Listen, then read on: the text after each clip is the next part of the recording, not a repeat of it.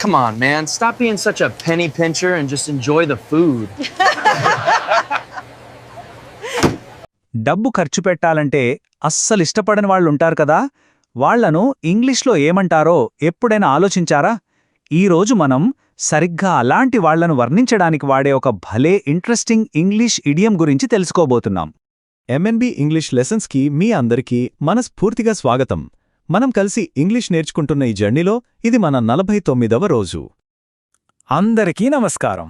English నేర్చుకోవాలనే మీ interest చూస్తుంటే చాలా సంతోషంగా ఉంది. సరే, అందుకే ఈరోజు మనం రోజూ మాటల్లో వాడుకోవడానికి వీలుగా ఉండే ఒక మంచి ప్రాక్టికల్ ఇడియం నేర్చుకుందాం.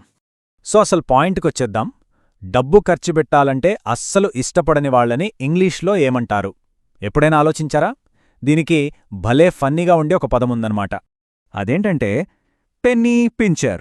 ఎవరైతే డబ్బు ఖర్చు పెట్టడానికి అస్సలిష్టపడరో అలాంటి వాళ్ళని ఇలా అంటారు. సో ఈరోజు మన టాపిక్ మొత్తం ఈ పెన్నీ పించర్ గురించి.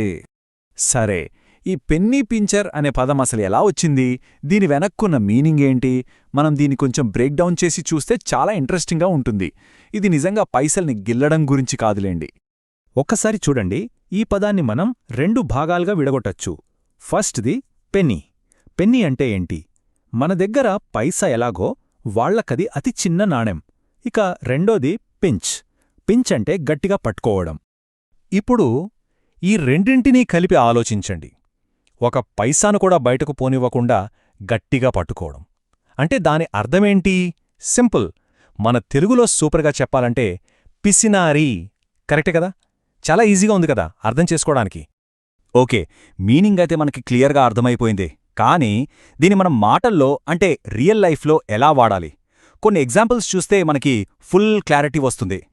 ఇదిగోండి, first example. Don't be a penny pincher, buy good quality food. అంటే ఏంటి? పిసినారిలా ఉండకు, మంచి క్వాలిటీ ఫుడ్ కొనుక్కో, ఆరోగ్యం ముఖ్యం కదా. ఇక రెండో ఎగ్జాంపుల్, ఇది చాలామందికి రిలేట్ అవుతుంది, చూడండి. My roommate is a penny pincher who refuses to turn on the AC. అంటే మా రూమ్మేట్ ఒక పెద్ద పిసినారి, కరెంటు బిల్ ఎక్కడెక్కువ వస్తుందో అని ఏసీ కూడా వెయ్యడు. ఎంతమందికి ఇలాంటి ఫ్రెండ్స్ ఉన్నారో? ఇక ఫైనల్ ఎగ్జాంపుల్, ఇది అసలు పిసినారితనానికి నెక్స్ట్ లెవెల్ అనమాట. Because he's a penny pincher, he walked 3 miles to save bus fare. అంటే జస్ట్ ఆ బస్ టికెట్ డబ్బులు మిగిల్చుకోవడానికి ఆ పిసినారి 3 మైల్ నడిచాడట. ఆలోచించండి. సరే, పదం తెలిసింది, దాని వాడకం కూడా చూశాం. కానీ దీన్ని కరెక్ట్గా పలకాలి, అలాగే ఎక్కడ పడితే అక్కడ కాకుండా తెలివిగా వాడాలి. అప్పుడే మన ఇంగ్లీష్ చాలా న్యాచురల్గా వినిపిస్తుంది. దీని ప్రొనౌన్సియేషన్ చాలా ఇంపార్టెంట్. నాతో పాటు చెప్పడానికి ట్రై చేయండి. రెడీ? Penny pincher. మళ్ళీ పెన్నీ పించర్. ఇంకోసారి పెన్నీ పించర్. పర్ఫెక్ట్. అయితే ఇక్కడ మనం ఒక విషయం గుర్తుపెట్టుకోవాలి. పెనీ పించర్ అనడమనేది కొంచెం నెగటివ్గా ఉంటుంది. అంటే పొదుపు చేయడం మంచిదే, అది వేరు. కాని పిసినారిగా ఉండడమంటే అవసరమైన వాటికి కూడా ఖర్చు పెట్టకపోవడం. సో ఆ రెండింటి మధ్య తేడా మనకు తెలియాలి. సరే, ఈరోజు మీకోసం ఒక ఫన్ ఛాలెంజ్.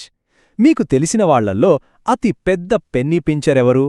వాళ్ళు డబ్బులు సేవ్ చేయడానికి చేసిన ఏదైనా ఒక ఫన్నీ ఇన్సిడెంట్ ఉంటే కింద కామెంట్స్లో తప్పకుండా షేర్ చేయండి. చూద్దాం ఎంత ఫన్నీ స్టోరీలొస్తాయో. ఈ లెసన్ మీకు నచ్చినట్లయితే, హెల్ప్ఫుల్గా అనిపిస్తే తప్పకుండా ఈ లెసన్ను లైక్ చేయండి, మీ ఫ్రెండ్స్తో షేర్ చేయండి, ఇంకా మన ఛానల్కి సబ్స్క్రైబ్ చేసుకోండి. మనం మన 50వ రోజు లెసన్తో మళ్ళీ కలుద్దాం. అప్పటి వరకు టేక్ కేర్.